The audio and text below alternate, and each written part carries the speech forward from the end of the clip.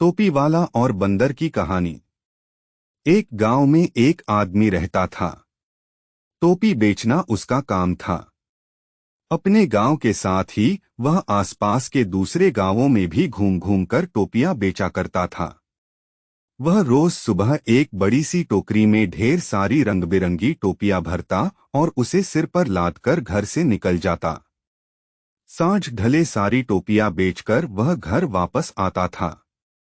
एक दिन अपने गांव में टोपियां बेचने के बाद वह पास के एक दूसरे गांव जा रहा था। दोपहर का समय था।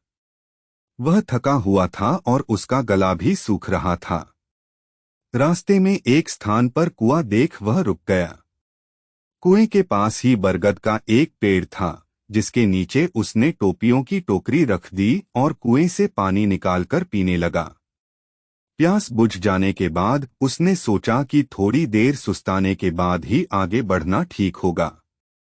उसने टोकरी में से एक टोपी निकाली और पहन ली, फिर बरगद के पेड़ के नीचे गमछा बिछाकर बैठ गया।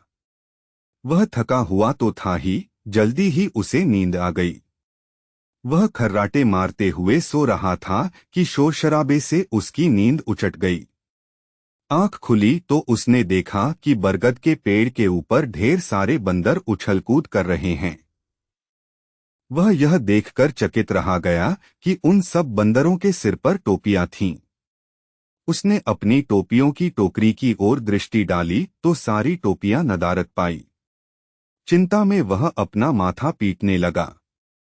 सोचने लगा कि अगर बंदर सारी टोपियां ले गए तो उसे बड़ा नुकसान हो जाएगा।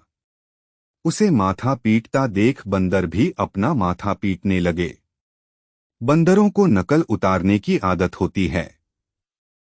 वे टोपी वाले की नकल उतार रहे थे।